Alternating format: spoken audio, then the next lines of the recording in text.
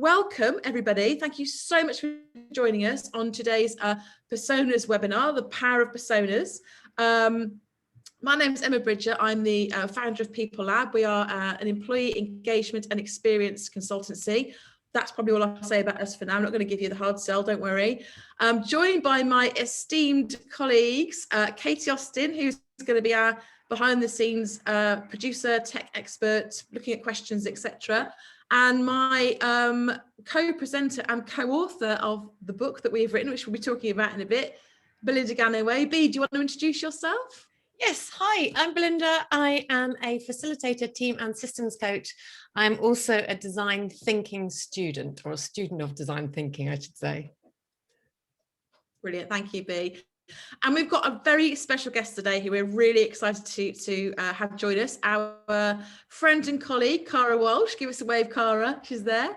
Carla is senior manager in internal comms at a company called Assyria, and I'll let Bea and Cara do a proper intro in a few moments. But we've been working with Cara and the team for a number of months now, and one of the areas we've been working with Cara and her team on is the area of personas. So I thought it'd be great to get Cara along as a real life practitioner to share some insights and you know some feedback about the process, how it works, and you can ask Cara questions as well, which I thought would be really useful.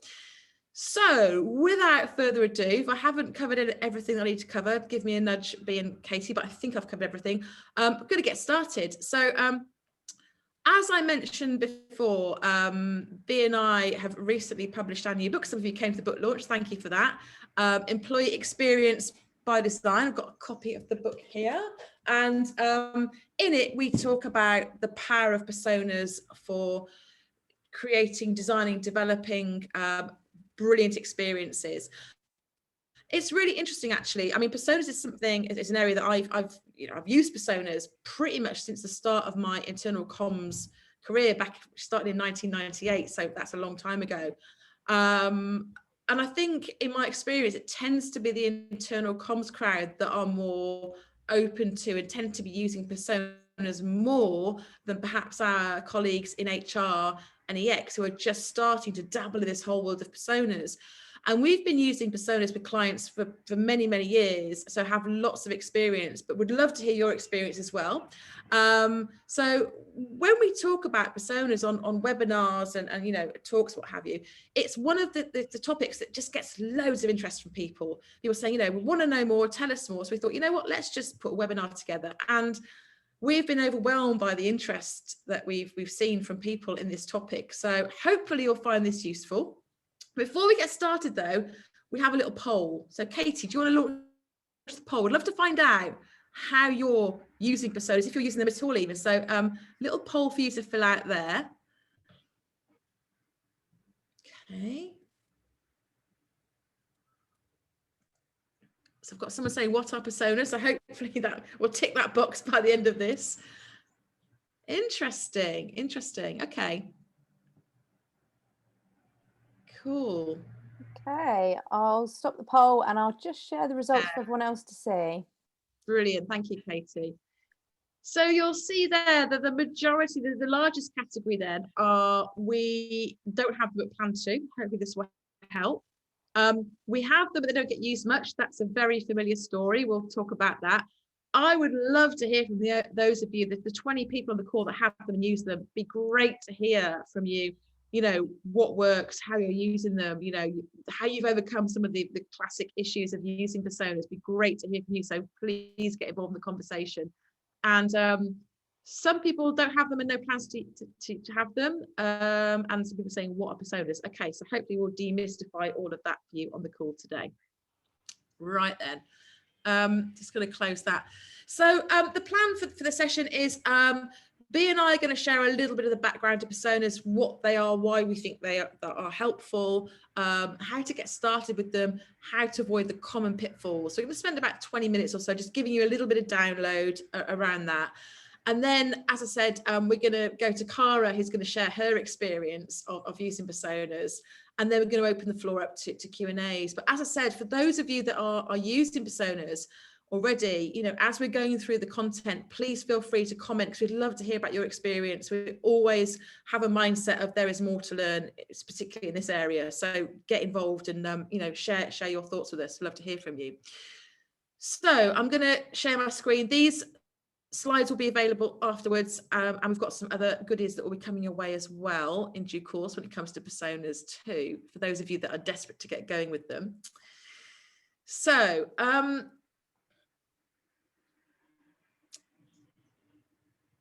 let's get started. So for those people, those 8 people or so saying, "What, I don't even know what they are, what are personas?" Hopefully this slide will tick that box for you. So in short, the idea of personas is they are fictional characters that you create to represent groups of employees. I first was introduced to personas back in the day when I got my first internal comms role working at what was Seaboard Energies, now EDF Energy. And one of my first jobs was to set up the intranet. And I'd never come across this you know, topic area idea of personas. And I was working with very clever technical people, and as part of that project we developed employee personas to help us develop the intranet essentially. So it's something that's really come out of user experience design, but now used a lot more widely. So I've got an example there, no waffle wheel, to bring this to life a little bit. And personas should absolutely be grounded in data and evidence. So, you know, a mix of quantitative and qualitative. So they are based on stuff that we know to be true about our employees, their needs, their experiences, their behaviors, their goals. And you know, typically when we work with clients and we start talking about personas, we tend to go to a kind of a very obvious kind of role-based type of persona at first. But then as we kind of get much deeper into the data and what do we need to know to really put ourselves in the shoes of the people we're designing for, then we tend to go to more kind of, you know, attitudes, emotions, the sort of more of a psychology of the people we're designing for. And I'm just going to put this out there straight away. I quite regularly have people sort of quite rightly challenge the use of personas by saying, you know, we're trying to become a more diverse and inclusive workplace. Why on earth would we use personas? Surely it's stereotyping.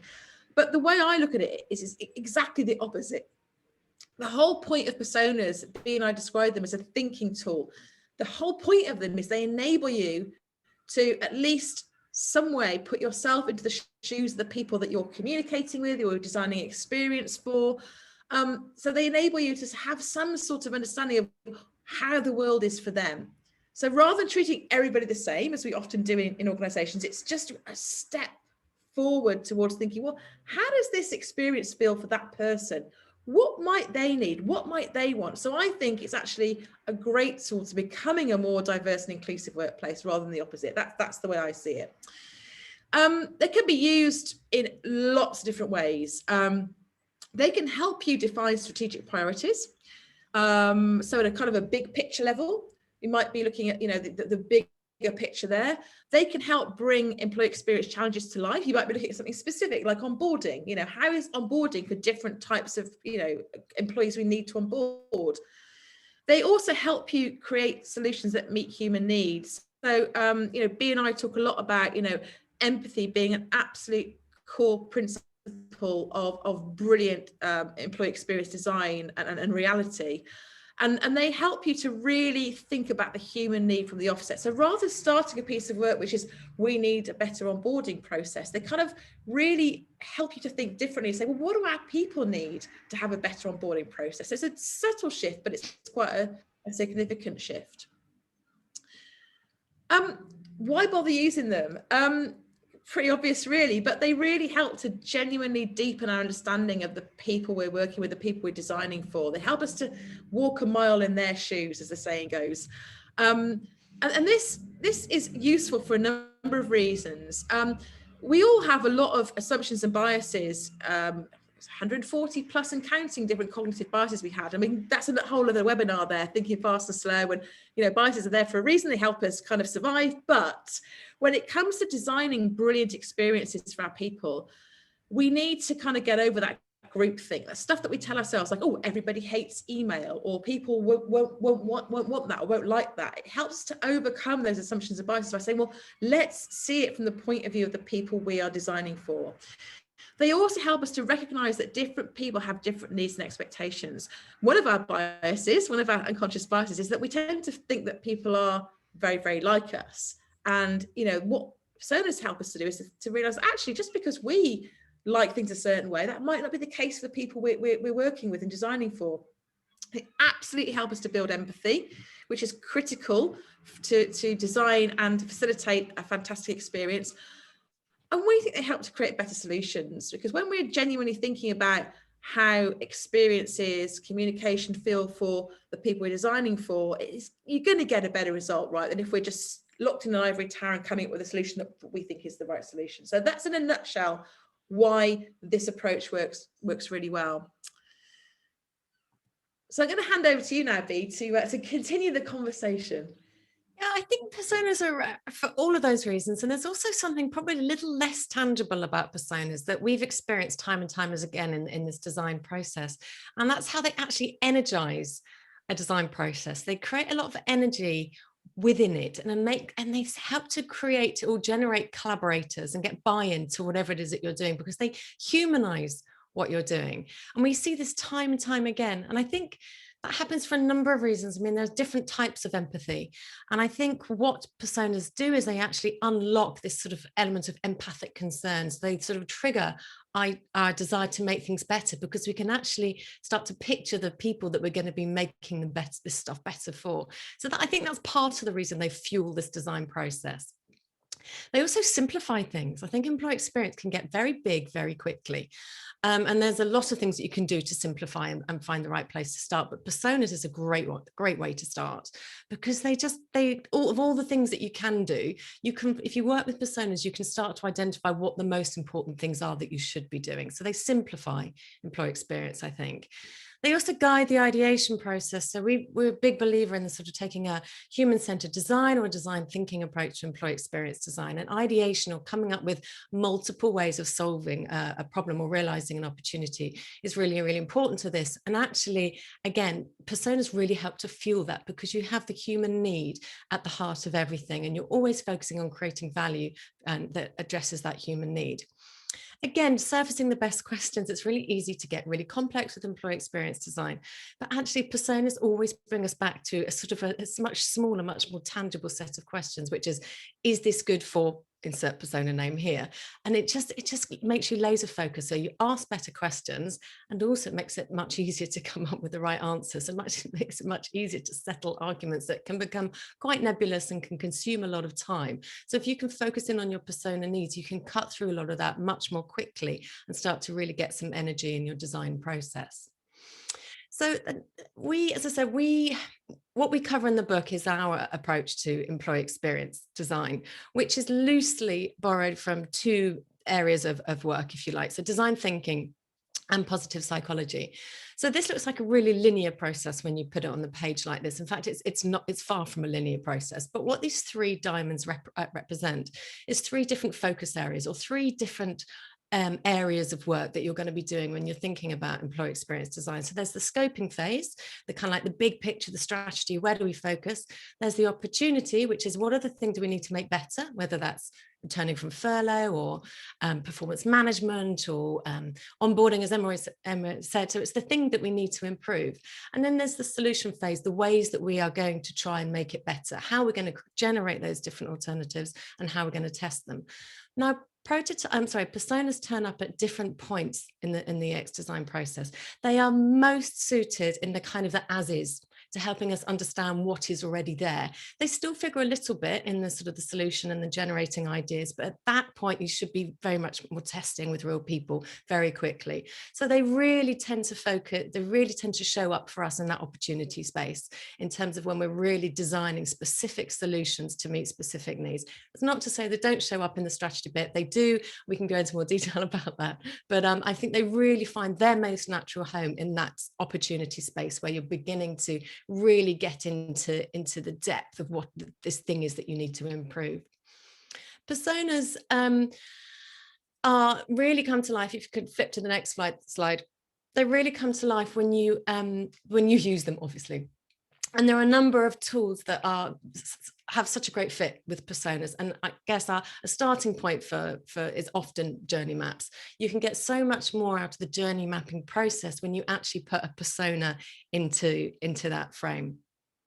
And also another tool that comes up a lot, allied to journey maps, is this idea of moments that matter. So personas really help you explore those highly emotionally charged moments that matter, because it's people that having that emotion. So actually using personas to really look at 360 degrees around the moments that matter is a really useful way to start to use your personas and to get the value out of them. Cool, thanks, B. So whistle stop tour there, but I'm just gonna talk about, okay, so that's all great, but what do you actually do to develop your personas? What's the journey look like? And would love to hear from the people on the call who've done this. We've mapped here the typical journey, and it is bespoke to every organization, but typically these are the kind of steps you'll go through when you're developing your personas. So the starting point always is the question, for what purpose? You know, why do we need employee personas? So it might be that you're looking at some sort of strategic level personas. So we know we want to improve our overall employee experience for our people, and let's start off by developing some personas to help guide that journey. Or it might be that you're looking very specifically at, for example, the internal comms experience or an onboarding process. So just be really clear about what the purpose is of the personas to start off with. The next step really is to sort of look at, okay, so what do we already know? So what do we know about our people? How well do we know them? What data is out there that we can look at, that secondary data that we've already got, to really start to build up a picture of who our people are? And that doesn't necessarily have to always be, you know, the quantitative stuff. It could be qualitative. It could be, you know, it could be observational. It could be sitting in different teams. It can be just as valid to have the qualitative stuff as the quantitative stuff. But you look at, what do we already know about our people? So typically your staff survey data, your demographics, you know, what's your HR database tell you about how your audience is made up, your organogram, your roles, the sorts of jobs that people do. What do you know about your people? When you've got that then enables you to ask the question, what else do we need to do? What's missing from that data we've got to really help build our personas? So we've got a lot of kind of, you know, great data, but inevitably what tends to be missing is more of the kind of the emotional stuff, the psychological stuff, the feelings, the emotions, the attitudes, that sort of stuff tends to be missing. So we ask that question. And then when we have gone out and we've captured the data that we need to know, as well as the stuff that we already know, so we bring those two bits together, then we look at what we've got there. We say, okay, so let's get the right people in the room to really interrogate this data and look at what we think it means. What's it telling us? And this is quite a creative process, and it works well with a bunch of people, but it's not always straightforward, as I'm sure Carla will explain when she talks a little bit later on. But we look at the data that we've got, the data we've gone and gathered to fill in the gaps. We say, what's it telling us? And as I say, quite often, personas tend to start as being quite role-based. And then as we iterate them and develop them, then data tend to become much more behavioural based. And at that point, we normally have a kind of a working draft of personas. We go, okay, we've got something we can work with. Now, bear in mind, you'll never get a draft of personas that everyone's happy with, right? You always have to kind of go with best fit, really, because there'll always be someone say, well, that doesn't quite work. And what about that person? The point is to kind of get a draft that's workable. And then we recommend going out and doing some sort of live test. So what I mean by that is actually using your personas with a real opportunity or a real problem you're trying to solve. So maybe it is, we know we want to improve our internal communication, or we need to redesign our intranet, or we need to onboard people better. So use it with something that's actually live. And we have a tool there that we call an empathy map. It's not our tool, it's a design thinking tool. This is where the magic really happens with personas. This is where you actually put them to work. So you've got your personas, you say, right, let's use them with a live opportunity and see what they tell us, see what comes out of that process. We'll share an empathy map with you in just a second. That's where the magic really happens. And then after that kind of test, if you like, then we kind of tend to go back and iterate further and say, okay, so they weren't quite right. Some more stuff we might need. Some more stuff that wasn't, some stuff in there that wasn't really helpful. And we'll have a kind of a second draft, or might even be a third or fourth draft what we call a usable set. They're never a final draft because you'll be updating these, quite regularly as you find out more about the people you're working with. And then the whole point is you put them to work. So that in a nutshell is the kind of process that you tend to go through to develop your personas. And I've just put some examples up here. I'll share these with you afterwards, but these are some examples from a piece of work with the client, and these are very specific to internal communication.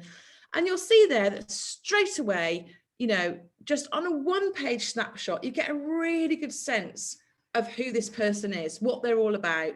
So some kind of demographic information in there, but also some more emotional kind of information there as well. So they work in an office, they're a non-manager, they're a doer, which in this case meant they were someone that proactively went out and found information they needed. They had full accessibility, their channels, etc., etc. So just to gives you a little bit of a flavour of what they might look like. There isn't really an off-the-shelf, your persona should look like this, but what I would say is don't make them too complicated because they won't get used. If they can just relay information quickly, simply and easily, so infographics work really, really well, then you're going to be more likely to use them. So a couple more in the packs afterwards, just to kind of give you a sense of what they might look like. As I said, where the magic really happens is when you empathy map them. So you take your persona and you say, okay, we want to improve the onboarding for this group of employees, this representative group of employees, and then we empathy map them. So we say, well, thinking about the onboarding process, what that might they think and feel as they're coming to onboard in the organisation? What might they see? What might they say and do? What might they hear? So what are their pains? What are they frightened of? What is frustrating them? What's getting in the way of a great experience? And what are the gains? What do we want them to experience? So that's how you would apply a persona to use them to design a better experience. Okay. And I've, again, given some examples here of some empathy map, how we use them with empathy maps, which will be in the packs for you to have a look at afterwards. Just flick through that. So yeah, this is a real life kind of empathy map scenario that we used on the Miro board to kind of bring this to life. B, I'm going to go back over to you for this one. Yeah, so our persona power play is kind of like our top tips for success, if you like. So root them in data. Yes, this is a creative process, but absolutely use data to build your personas, and then use them. We hear a lot about persona graveyards. You create them and then they just sort of get forgotten about. And of course, personas only exist to be used. That's the whole reason they're there. So use them. And use them alongside, if you're just getting started, use them alongside those tools like journey maps and empathy maps and so on. Make them context specific. And the reason we've got this man in his underwear is that it's very easy to get a very large, unwieldy set of personas and for them to quickly get out of control, and you end up with 25, 30, 40 personas. And I know Damon from IBM is on the call. So IBM is an organization with 350,000 people, but actually they've managed to have a set of just 12 personas. And the way that works, and Damon, do correct me in the chat if I'm misrepresenting it, but what I understand is that the way that this works is you have your high level set of personas, and then there's a template or the way of dressing them up, if you like, that makes them very usable or very workable when you apply them to different contexts. So if you're taking your headline persona, Bob, and then you want to put Bob through a process of thinking, well, what does it look like from returning from furlough? Then you can dress Bob up for that specific task that you're exploring. You can give Bob more data and more insight that's relevant to that project that you're working on. And then you can take Bob back to his underwear state, if you like. So you give Bob some context, but then you take him back to that high level state. That way you have a consistent small number of personas that can be applied, but they're really, really useful as well. And also I would say talk about them. And I've seen somebody else I've had a conversation with really quite recently about personas. And again, they've been using these personas in the context of a change program. And they've used these personas to actually go and talk to the executive team about the impact of this big transformation program on people. And they've been used as a way to actually bring the employee experience to life for the executive board and really help to land the nuances and the critical role of this change program, keeping the employee at the center center of the change program. So a power play, lots of different things you can do, but use them, root them in data, and talk about them as often as possible.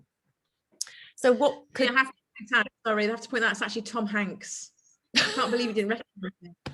It's a Tom Hanks paper doll. So and obviously you can guess the different movies, but I think it's an analogy that we really like, because it really helps people to understand this idea of how you might use personas in different settings, because people get quite caught up in the, but how, if I've got a sort of generic set of personas, how would I use them for different projects? And the idea is that, use them in a way that works for you. So you might have your sort of your Tom Hanks in his underwear, that might be your sort of top line persona, but you might want to use him as Woody from Toy Story in one project, or I don't know what is Apollo something, the movie, whatever it is, Forrest Gump, etc. So that's the idea there, to sort of try to communicate the way that you can use personas differently in different contexts.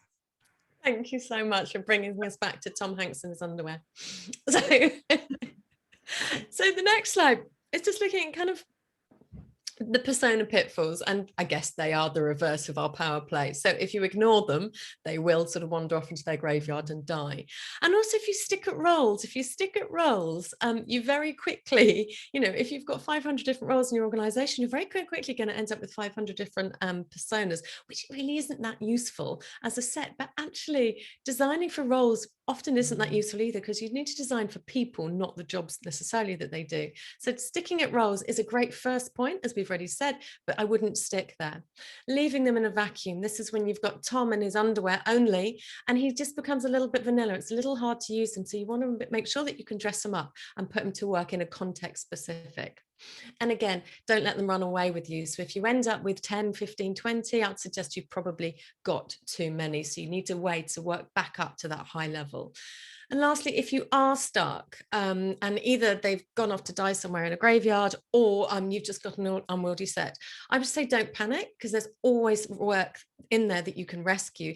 If you can go back to your why, if you can remember why you started out on this persona journey in the first place, that's going to shed some light on how you can rescue yourself from the point you've got to. Cool. So I think before we go into questions, actually, what we're going to do now is we're going to hear from Cara, which is very exciting. We're really happy to have Cara join us on the call. So, B, I think you've got some questions for Cara, haven't you? And Thank I'll have a you. while you're asking questions.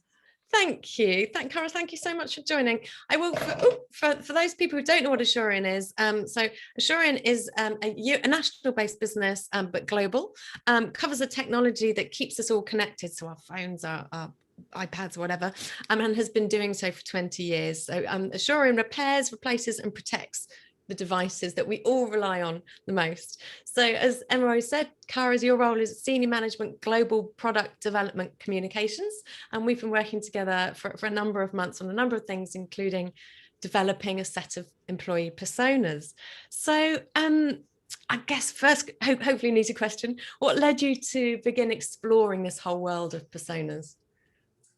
Yeah, so it was about midway through 2020, and much like everyone on this call, we were, kind of forced into almost like a human-centered design experience of having to rethink everything, really. With 90% of our employees going remote, our communication strategy just kind of turned upside down. We needed to think differently about, what do employees need? What is different now? What are some of the things that we can do to make this experience as painless as possible when it comes to being engaged with your job and feeling connected to your coworkers and understanding the business. So we kind of first learned about personas from our product design team and our marketing team. They created a set that had really just completely transformed our products.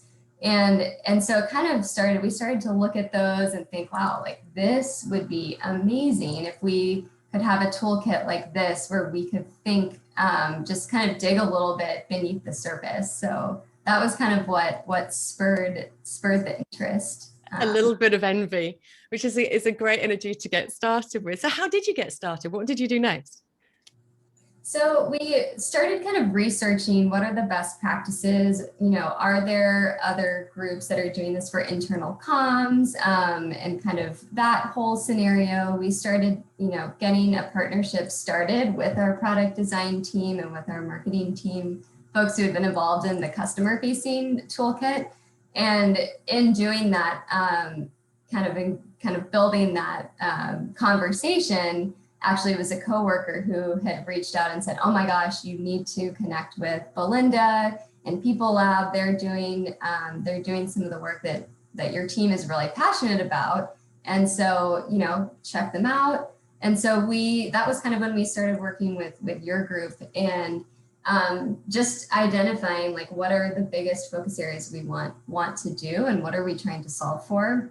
So we kind of got started in a very Assurian style, which was let's bring everybody to the table and make sure that we're not, creating a silo or forgetting about something that, might be a hiccup later on.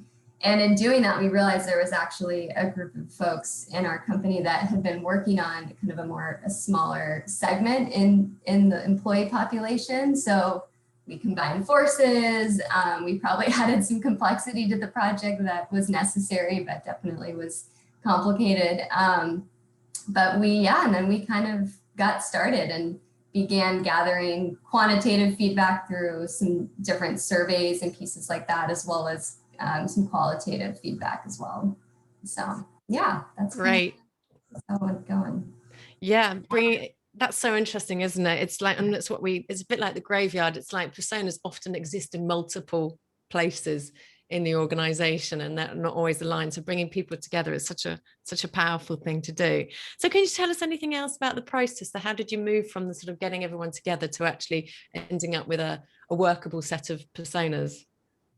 Yeah, so it was really important to us to kind of hear from diverse groups. We have employees in several different regions across the world. So we wanted to make sure that we were kind of connecting with employees from our Philippines office and from our Europe offices, from different spaces in the US and in LATAM and Canada. And we also wanted to talk to employees that had kind of variance in role type as well as tenure level, so that we were fully understanding what are some of the factors that might play into the employee experience and how these different interactions that we're curating through internal comms are impacting their day-to-day. And that was really, and it was interesting. And then we were curious too, like kind of to your point from earlier, you kind of start by looking at sort of the demographics and sort of the more clear indicators of what defines different groups within the company. But then when you start to dig in, there are some common themes. And so then it became interesting to start to think about, what are some of those common core themes, around what helps employees connect, consume, and collaborate. And what are those factors of being, seen and heard and valued and engaged in the right ways at the right time, and through the right channels? And what are some of the pain points today that as internal communicators we need to be aware of and kind of solve for? Yeah, so interesting, because you've got such a diverse range of employees, from people stood in shops to people on production lines to, software engineers, such a broad range, but to find those common themes that actually are common across roles, it was really interesting. So what have you learned from the process? I think, so many things. I think one of the biggest things is, as we were going through this process, we had a certain timeline that we had initially set out, and an assumption that that timeline made sense. And although it was good to have the pressure to create kind of phase one and the initial toolkit, we realized just how complex the work was and how much more we had to learn. And so I think I really gained an appreciation just for patience, and being willing to sort of also be comfortable with, hey, what are some of the actionable insights that we've learned already through this process that we can immediately begin kind of solving for, taking action against, doing tangible things that change our work? And then what are some of the pieces of the project where we can keep iterating and learn more? So I think it was just, you know, it's like 2020 was just a very unusual year for all of us. And, you know, I think just I learned so much about just the value of stepping back, right? And like being an observer. I think with design thinking and with personas, it's so important to take your own assumptions and biases out of the equation to get good data and good insights. So it was a good reminder of that. And I think just a really important one. We have a few folks from our team that are on this call right now. And I think we all just, you know, kind of re-tapped into our curiosity about some of these pieces. So that was great. Thank you so much. So is there anything you'd do differently? Yeah, you know, I think if we could do 2020 again, well, for one thing, I do not want to do that again. But if I were to go through the process of doing the personas again and kind of creating them, I think it would tie back to that same theme of just being willing to create more space for doing that foundational research, so that as we keep building from that toolkit, we can, you know, continue to leverage it in many, many different ways, but being, you know, just comfortable with it taking some time. So, and luckily, because of Asurion and the way that our internal culture is, you know, we are continually iterating. So we are comfortable in that space as employees where it's constant, it's changing. And so fortunately, we were able to kind of say, hey, this is where we are now. We'd really love to keep doing this and be able to build an artifact, kind of the next phase of the artifact that could be leveraged across multiple internal teams. And luckily, we've had a lot of support in that. So that's been exciting. So we're kind of in a place where we are still plugging away. So that's been fun. And how do you plan to use them? Where are you going to put your personas to work? Yeah, so a few different ways. A really big space, and you touched on this earlier too, is in the ideation space of when, you know, we have a problem that has been identified, and whether it's something that's more immediate or long term, there is that need to be able to think about what do different groups across the company need? What are those different experiences? So we're excited to use the personas for that type of space, whether it's planning internal communication campaign, whether it's planning a change management initiative, whether it's for us, we'll be returning to work after working remote, you know, towards the end of 2021. So we hope to use the toolkit to help existing initiatives that are kind of already in play, just taking in more information about employees and what they need, ways that we can equip people, leaders, or managers, folks who have teams, to be able to support the folks that report up through them, that they're, you know, kind of mentoring and supporting. So use it for that. We also hope to use it as a space to guide program design too. And so again, whether that's like an internal communication program or whether that might be something that one of our other partners is leveraging, our plan is to kind of have an activation stage where our team will partner with product design research to have custom activation workshops with different teams, so that we can truly understand what are some of the ways that this toolkit can be leveraged in very tactical ways for their teams. So yeah, we're really excited to start using those probably in a few months in that way. So many different ways that you sort of alluded to, and I know that I've just caught the last question from Evan, so I think you've illustrated so many amazing ways that you're going to be using them. Emma, have you got thoughts on this? I know you've kept an eye on the chat as well, so we're probably about to go into Q&A.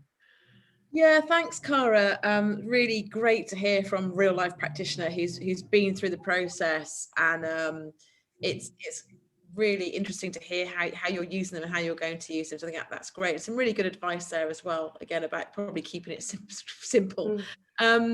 So if you have any questions for either myself, Belinda, or Cara, please feel free to stick them into the chat. I think Katie's been keeping an eye on chat, so she's going to ask us a few questions. If you'd like us to unmute you, let us know and we're happy to unmute you. Quite happy to hear you speak, but just because we're a really big group, we've sort of kept the mute on at the moment, but really happy to unmute. So Katie, what's coming through on the chat? We've got quite a lot of questions coming through, actually. So the first one here is from Sherry, which says, I have data re our people, age, etc., but they're so busy, I'm not able to do focus groups or specific surveys. Any advice to get more info for creating personas? I think I mean, it's interesting, isn't it? So I'm gonna get a little bit ranty now, and I apologise, but I think it's really I get a bit ranty about companies that don't prioritise this stuff. We had a great research show last week with a customer experience and user experience experts, and the customer experience expert was sort of saying, you know, it's hard for her to go out and get research about customers. She has to kind of put a lot of effort in and spend a lot of money. And yet we our customers like on our doorstep, right? We interact with them every day, and yet we still go, oh no, we can't possibly can't possibly let them attend a half hour or hour focus group. Sherry, I'm sure you're on the same page. You're probably thinking, I know, I feel your pain. It frustrates the hell out of me. If that really is the case, I mean, I always think, you know, trying to find a way to convince people of, you know, doing things differently. Even something as simple as like giving people a lunch, you know, so lunch included. I mean, that was when I was back in my in-house days, you know, saying to people, you get a free sandwich was a great way of getting them to come and spend some time with me. But there are other things you can do. So, Cara, you talked about this, I think, as well. Observation is really great. You know, you also talk, Cara, about, you know, getting curious. So, you know, tapping into your inner psychologist that desperately wants to understand people, you know, finding out what's going on, what's the, you know, what's going down, what are people talking about. And I remember, again, back in my in-house days, there were a few people that I used to have lunch with regularly that always knew what the word on the street was. So find those people. Who are they? You know, observation's great. You know, I say obviously bribing people with food always works. Lunch time, or perhaps a breakfast brunch or afterwards, but you know, the qualitative stuff can work really, really well. But I know you've got some thoughts on that as well, haven't you? I'm sure. But I'm just thinking about your Nixon McInnes put a ball into a bucket. Something as simple as that can really work. You know, how are you feeling today? There's so many ingenious ways, and I'm sure people on the call have got lots of ideas about how you can just learn more about the people that you're working with. Yeah, I suppose my build on what you said, agree with everything you said, would be the observation piece. I think is so powerful. So actually sort of work shadowing people, creating that sort of ethnographic sort of day in the life of bits that people really enjoy. Then actually, if you could sort of, you know, once we're back in the office, create a visual wall of that people that can comment on and amend as they walk past, or creating a virtual sort of day in the life of that you can then actually get people to, again, to comment on and iterate. It doesn't have to be all at the same time in a workshop. So finding different ways to work, people to work asynchronistically if you can't actually get them all together at the same time, is one way to go as well. I think it's like, you know, looking at what people are talking about on the intranet,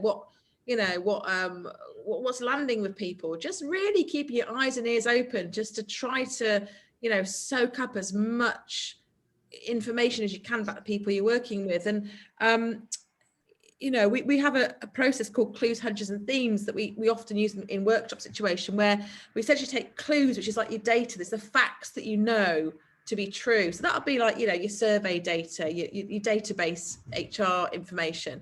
But then, you know, we talk about hunches, which is what do we think about what we're seeing? Why are we seeing certain things? And we've had some like really interesting breakthroughs with clients. One client, I won't mention who they were because I'm allowed to. They're a very large sports company.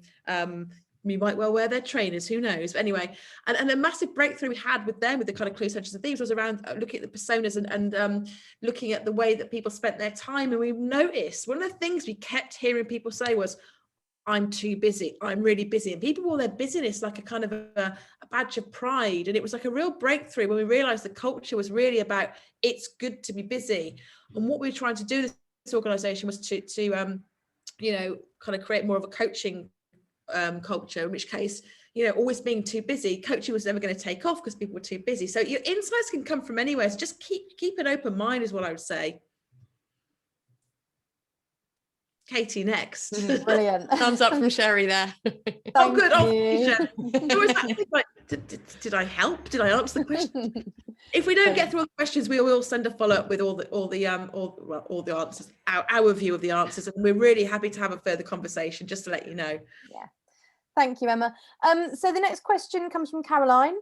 What comes first in an organisation, the personas or the purpose? Are personas individual to a purpose, or can you generate a matrix of personas to apply in different points in an employee's life cycle? B, I'm going to let you answer that one. Yeah. Okay, I'm just going to write them down. There's 2 questions. I think there's 2 questions there, aren't there?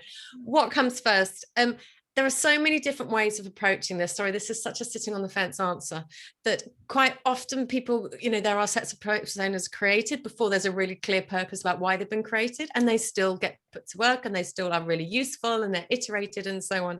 And sometimes it's done in reverse. I guess from a purist perspective, having a clear purpose for them is going to help make sure that they are used and iterated and tested and they get traction much quicker, but it doesn't have to be that way. In terms of so I'm not quite sure exactly how you asked the matrix. I'm looking at Damon again. Sorry, I'm quoting you. I was listening to something that we did a research show and you were involved in that. So I was listening to that recently. So yes, having a matrix is a great way of getting that sort of like headline level. So I think, Damon, you've got sort of new joiners, new in career. So could you just, sorry, you're off mute, aren't I? Do you mind just explaining really quickly your matrix and how that works for you? Hang on, Kate has got to find him first. Oh, sorry, I've made it really tricky. I can oh, there you go. I've unmuted you. Yay. Hey, team, good to see you. Hey. Great session. Yeah, let's see. So the matrix we developed, and this starts to get into kind of advanced persona work, but you know, like I mentioned in my chat message, our thing was about the initial purpose of our persona library was to align the organization, because we have an enormous organization and everyone was doing their own thing. So that's why we set out to set this initial 12 personas.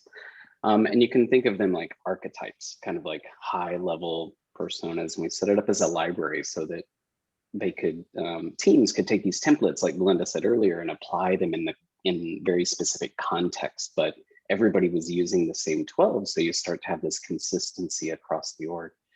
But yeah, so I think your question was around how we set up the grid. So for the 12, we had 2 dimensions. The first dimension was tenure.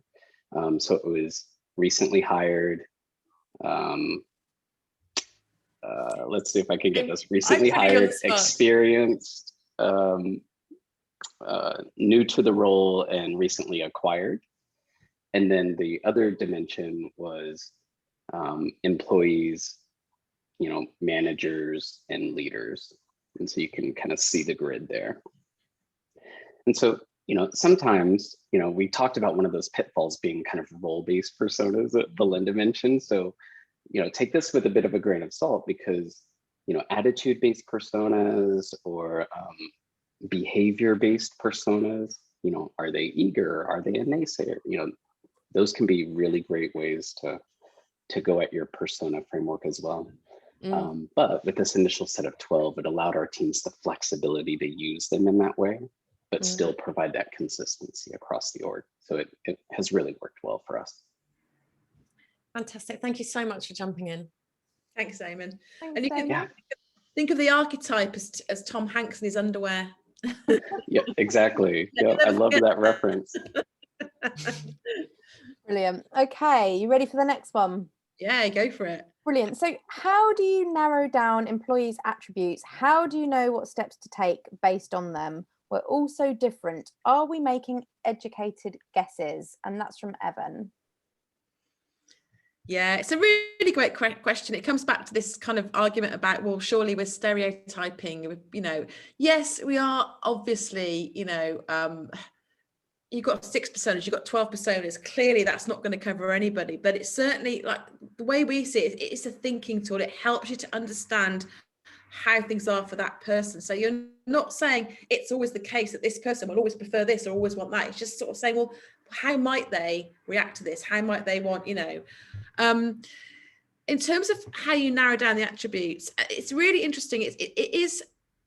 It does take it out of you, a persona process, because you have to, you know, you've got a lot of data. Even if you haven't got that much data, you can only imagine how much data you had at IBM, Damon. You've got a lot of data. You've got to kind of make sense of it, and that's why you kind of need this collective group of people to look at the data and just come together to figure out what you're taking from it, and build on that kind of, you know, that kind of collective sense making. And that's where the magic really happens. If you sit in a room on your own, you probably won't get there, but you start to make connections, start to say, well, actually, look, there's a really key theme running in here. And it's interesting. I mean, my background is a research psychologist, so I love data, I love research. It's interesting that once you start to kind of distill down into it, there are always, in my experience, some really strong, consistent themes that tend to jump out at you. There are always nuances as well, but you tend to be able to kind of distill down, you know, the attributes into some sort of like really, really key themes. And there'll be a bit of debate about whether they're the right themes or not, but I think you do get to that point where you can distill the data down. So there are some key themes across different personas that you can use to help you. Because the whole point of this is it's a thinking tool to help you design a better experience for your people. It's not to have the most perfect persona that represents everyone in the organization. That's not the point of them. So I think, you know, as you go, just in the process, as you go through the process, things will start to become evident. For example, this is something that has come out of a few organizations we've worked with, that, you know, a particular kind of employee, we found, I won't go into the detail, tends to be really engaged with their job. They love their job, they're passionate about the customer, they love what they do, couldn't care less about the organization. They could work for any company, they don't connect with it. Great opportunity there, but, you know, that's quite often the theme that comes out with a particular sort of some attributes, some personas we've developed with a number of other organizations, just as an example. B, I'm sure you've got stuff to add to that. Sorry, I waffled a bit there, but I'm sure B can say something and succinct. I think Cara explained it really nicely as well. It's that the sense making part, or the synthesis part of working with this data and spotting the patterns and identifying themes from that is a really powerful part of the process. And it takes a little bit of practice, and not over investing in perfect, I think is a really good way to think about it. Is, again, it's a thinking tool. If these personas are helping you think better, then I think you're winning. They don't need to be perfect. Yeah, and this is why I mean, obviously it's great to have external people like us come and help you, of course, but if you haven't got that luxury, just getting people involved that aren't the obvious suspects, because they will have a fresh perspective, because you do get really bogged down in the way you know your map of the world, and that's normal. We're all the same, right? And someone to come in, they'll spot something that you've never spotted before, and you'll be like, oh wow, yeah, I've never thought of it that way. So just think about how you can get some diversity in the people that make sense of the data you've collected, because that really helps as well. Thanks, Emma. Next question is from Cecile. What's a realistic time frame for building a set of personas?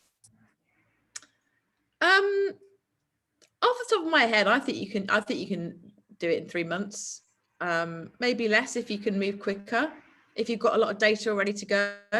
But I think it's something that does benefit from kind of just mulling over it a little bit, and just going away and coming back to it, and just spending that time collectively sense making, you know, with the data, I think can really, really help. But I think that'd be my off the cuff response. What do you think, Bea? Yeah, to get to a set that you can start working with and test, I think 3 months feels about right. Yes, you definitely need to be able to step away from it. And again, remember that you're going to iterate them. You will continue to develop data that might slightly change the personas that you have, and that's part of the process. I think we've just got time for one more. I'm really conscious. I mean, I could talk about this all night because I'm so passionate about it. I'm just conscious that, you know, it's nearly, in the UK at least, anyway, for those of you joining us in the UK, it's nearly tea time, isn't it? So I'm sure you've got got better things to be doing. But what we will do is we'll answer this one question and then we'll conclude it, but we will follow up with answers to everyone's questions, and maybe we'll do a part 2 and invite you guys back to get into it a little bit deeper if you've got more questions, if that's of interest. We'll see what the vibe is. So Katie, last question, make it a good one. Oh, which one to choose? Which one to choose? You do have a few left over. Okay. Oh, that's a can of worms, that one. We'll definitely follow up with these afterwards. What about this one? What are the do's and don'ts as to what you should include? Again, we're gonna give a fence-sitting answer here. The point is, if you look at your personas and a snapshot, they really help you to understand a bit more or a lot more about the person you're designing for than they've done their job. There isn't a kind of you must have this and you must have that. As I said, they very often start as role-based and then kind of, become much more behavioural, attitudinal based. And attitudes and behaviours are great when we're designing experiences, because experience is something that makes us feel something. So we kind of need to know how these people are feeling and how they're behaving in the organisation. That's really, really helpful. So I think that in an ideal world, you'd have that information. But there's also some operational stuff you need to know as well. Like if you're designing internal personas to help with internal comms, you need to know what access people have got, or what they're interested in. If they've got zero accessibility, then you need to know that. So some stuff that you might need to know. But I think it comes back to the first couple of points on that journey I shared, which is what do you already know and what do you need to know? What's the gap there? And just making sure that you've got the information that's going to make your job easier. B. Yes, there are some things to think about in terms of being careful of names and using photos, and even giving people ages as well. So there's some things that can creep in around stereotypes and unconscious bias and things like that. So just be a little bit, give that some careful thought before you go down that route. I'm not saying don't, but give it some proper thought. Yeah, that's a great one. I did see a question about inclusivity, which is a great question. We'll answer that either via email or another webinar. But I think it's actually Damon on another webinar we did was talking about, and if it wasn't you, Damon, apologies, but talking about using avatars rather than actual people to sort of, overcome some of the biases that we have. Like, oh, there's a manager and he's a white male in a crisp suit of a certain age, and then if you go the other way, it seems can feel a bit tokenistic. And how do you overcome all that kind of whole can of worms? And I think using avatars is a really great way to do that. So that's just something that I heard from someone else. It wasn't you, Damon. Apologies if it was you. It was Damon. It was. Okay, cool. Well, guys, we're at the end. In fact, we're going over very, very slightly. Thank you so much for joining us. It's been a really interesting discussion. And I think there's so many more questions. I think we need to do a part 2 or something to follow up on this. Just to kind of round us off, I suppose, finish up the webinar. First of all, thank you for joining us. Really appreciate it. Massive thank you to Cara for joining us. Thank you so much, Cara. And thank you for Damon for jumping in and joining us and always sharing brilliant insights, because I think IBM are kind of really leading the way with a lot of this work. In terms of what next, as I said, we will do a follow-up. In terms of how we can help, if you are looking to develop your personas, obviously, hopefully this has been helpful. The book will be helpful. And of course, if you want to have a conversation about working with us, we would love that. We did talk about doing a persona masterclass, a public masterclass, but actually we kind of did a 360 on that, because personas really come to life when you're using your real life data. So we can work with teams on a really small scale or on a bigger scale, really light touch or full scale program. So just get in touch and we can give you a bit more info and details on that. So thanks again from me. Be anything finally to add before we finish up? No, that's great. Thank you. Thank you everyone for joining. Thank you, Cara, and Damon, obviously. Right. Enjoy the rest of your evening and we'll be in touch soon. So thank you very much. Take care and good evening. Bye. Bye.